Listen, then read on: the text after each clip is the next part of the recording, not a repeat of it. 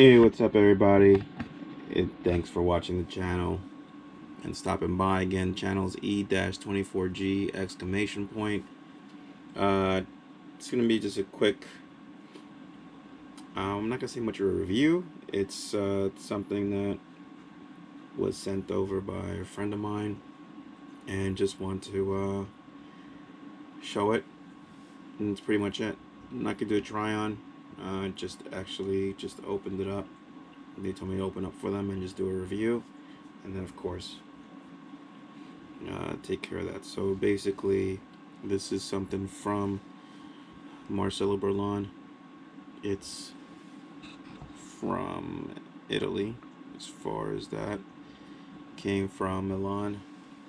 Little from the slight information that I know, Marcelo Burlon is basically was a DJ, went to fashion design, and what I'm going to do now is show what was received. So over here you have pretty much the sunglass pouch. Actually a little surprised at what I expected to open up when I saw the box, as I do these reviews, as I have my friends who want me to do this and kind of have a little hobby here and doing these things, which I